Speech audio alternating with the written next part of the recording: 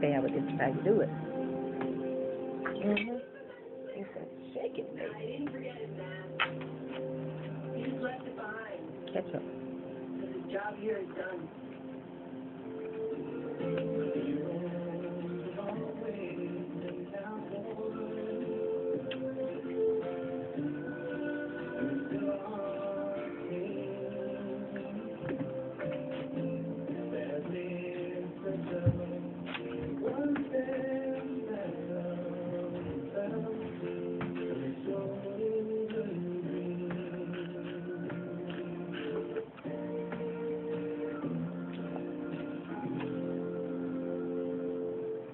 When you've got a hunch, you'll know. I know what you're trying to find. You won't get to do it.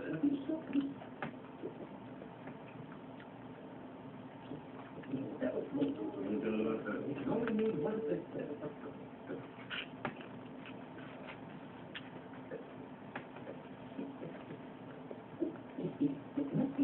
An emergency's arrived. CashNetUSA.com is available 24/7 to deliver quick loans for approved customers when they need. CashNetUSA.com. Money's on the way with CashNet USA. A medical breakthrough is opening up the doors to a whole new life for those who suffer from chronic pain. Introducing Quell, advanced wearable pain relief that allows you to regain what chronic pain has taken from you. Quell is 100% drug-free and FDA cleared. Quell uses neurotechnology for widespread chronic pain relief, 24 hours a day, even while you sleep. Quell is a total paradigm shift in chronic pain relief. Quell stimulates sensory nerves in your upper calf. Neural pulses are carried to your brain, triggering the release of natural pain blockers that block pain signals in your body. In a clinical trial, an incredible 81% of Quell users reported chronic pain. It's slim, lightweight, and discreet. A war. You can wear it under your clothes. What? A war is good stuff. Yeah. Call or click now to begin your risk-free 60-day trial. Act now, and even your shipping is free. If you're not satisfied for any reason, simply return it. Call or click to receive your risk-free 60-day trial. It's time for a new beginning with Quell.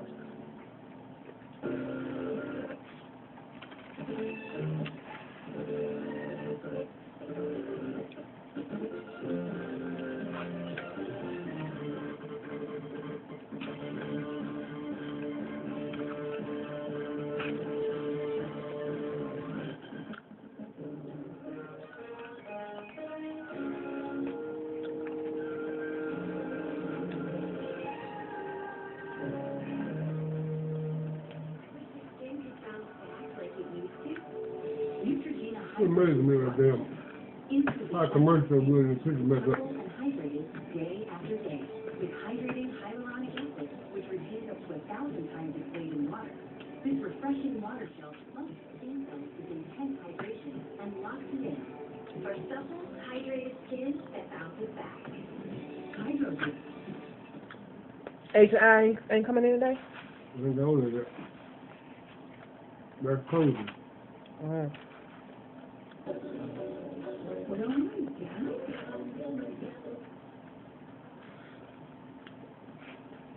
Mm.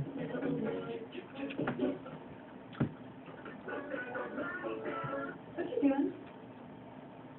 Just finished the no money down.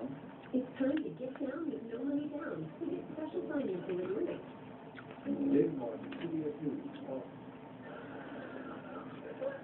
That's not news. News with tonight. For all CBS News. I think it's around here, we watch out. Good night. Good night.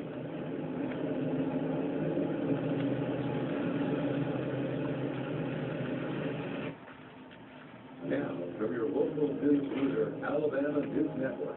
Tonight, why one organization says voting procedures in Alabama need to change. But can lawmakers agree on how to fix the Medicaid shortfall? We have a live report from the special session. Also, meet Montgomery County's new EMA director. Students at high liberal arts experience the Bible during school hours. I'm Danielle Walls, not details, and tonight, Faith Matters. This is Alabama News Network at 6 on CBS. Just don't know what the hell she getting into. Good evening, everyone. And I'm Stephanie exciting picks with local news first on CBS 8. Up front tonight, plans to spend most of a $1 billion settlement from the 2010 BP oil spill is now on its way to the governor. Yes, the settlement is still an $85 million hole in Alabama's Medicaid budget. Reporter Andrew James live at the State House with more in tonight's big story. Andrew? That's right, Daryl. It was another eventful day today at the State House, and within the past hour and a half, the BP bill did pass in the Senate with a vote of 22 to 8. The BP bill started in a conference committee Wednesday morning. After making it out of the committee, it was quickly passed in the House and sent to the Senate. That bill would send $400 million to state debt. Voters believe the state is violating their voting rights and are taking the state to court. Reporter Gerald Forges has more.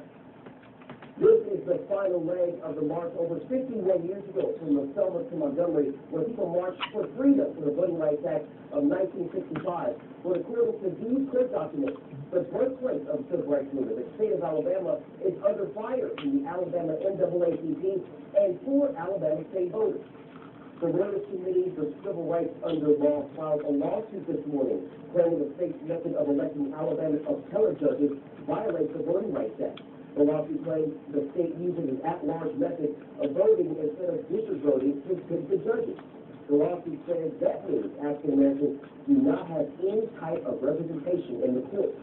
Under the Voting Rights Act, it says that all groups should have an equal opportunity to participate in the political process. The lawyers I spoke with say that's not the case. The white population in Alabama to vote one way is majority, and the black population in Alabama is minority and vote another way. That ensures that Americans can never elect any judges of their choice, and our lawsuit seeks to change that. Currently, the state of Alabama is one of 2 southern states that has at-large voting. The other state is Texas, and the lawyers I spoke with also say they're planning on suing Texas as well. In Montgomery, Gerald Forges, Alabama Network. And we reached out to Secretary of State John Merrill's office. They say it would be inappropriate to comment on an ongoing lawsuit, but they do say that Secretary Merrill's goals remain the same to ensure that every eligible Alabamian is registered to vote and has a valid form of ID, allowing them to participate on Election Day. From the Detroit newsroom, Pike County authorities are searching for a man right now wanted for robbing a gas station on Sunday. It happened at the Marathon gas station in Spring Hill on Highway 157. The suspect, as you can see in the surveillance video, authorities say the man pulled the gun on the store clerk after asking for change to get them to open the cash register. They say he got away with $50. Witnesses say the suspect left in a tall black car, possibly a Pontiac Grand Am. Officers believe the suspect is also responsible for a recent robbery in New Brockton. After talking with the police chief of New Brockton, New we sent him Brockton. photographs of the suspect that we I've had heard that name questioned. before. We realized that it looked just like the person who robbed that store. Was that somewhere in Alabama? The suspect in this case called the Pike County Sheriff's Office. Number on the screen, 566-4347. The 79-year-old woman from Montgomery is accused of helping her son kill her husband. A grand jury has indicted Carolyn Hood with aiding and abetting a capital murder in the 2014 death of 87-year-old Kenneth Hood. Officials say Hood was killed in his home in Foley, that he shared with his wife and her son, William Minton. Hood's body parts were found near Magnolia Springs. Minton faces capital murder and abuse of corpse charges. His trial is set for December. Montgomery County has a new director for the Emergency Management Agency. How do you tell somebody in their 80s? Now live from the Montgomery newsroom with Hey, man, mama. Jeff. I know. Yeah, Who Commissioner did the mayor win? Kennedy and Montgomery Mayor Todd Strange made the announcement this morning that Christy Thornton is the new EMA director for the county. Thornton beat out 5 other candidates for the job. Now, she's been with the Montgomery Police Department since 2002, rising to the rank of captain. Strange and Dean praised Thornton's work in coordinating action plans for several events, including last year's 50th anniversary of the Selma to Montgomery March. She has several FEMA certifications and is a member of the local emergency planning committee. Thornton said one of her first duties will be reaching out to all local agencies to get their input on how to make the EMA better. Like to come together and bring people to the communication and bring people to the table to see what kind of ideas we can bring together. That's all it is about opening up, being an outgoing personality, because we might have some agencies that haven't had that opportunity at this point in time, and to reach out to those people that haven't had that conversation yet. Now, in naming Thornton as the new EMA director, Commissioner Elton Dean said it was important to give someone who's made a career working in Montgomery the opportunity to head up the Emergency Operations Center. Stephanie? All right, thanks so much, Jeff. Thornton replaces Calvin Brown, who retired last month. From the South Alabama newsroom, people in our area are continuing to help the victims of the recent flooding in Louisiana, and Winfield's Restaurant is also giving back with its own special fundraiser. The Oyster House is selling oysters to help out, but not those oysters. They're selling, actually, pictures of oysters for $1 and $5 that will be placed on the walls and include a special message for the flood victims. Sales started at the beginning of the Those month. folks think they slick. The Greenville location has made You know, ain't cost them but pennies to run off that paper. And charge the folks $25 and $50. And then to stick it on the wall. Oh, $25. And monetarily, A ran off picture. Four other Winfield locations. Black and white picture. In Montgomery, Fairhope, Orange Beach, and Fultondale. Oyster sales will continue until the end of September. It's for a fundraiser, though. When you buy the picture, you stick it on their wall. You don't take it with you. This area is very, very popular with hunters and fishermen. I have been there with the police Resource Management Company. I have too. The new manager at Roland Cooper State Park. We have a lot of bass tournaments here, fish tournaments of different kinds. The park is back open after being closed by the state for close to a year.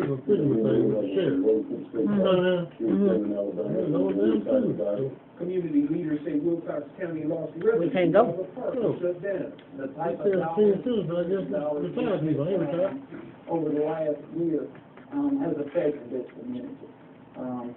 We got a lot of long-time individuals that's been coming down here for years.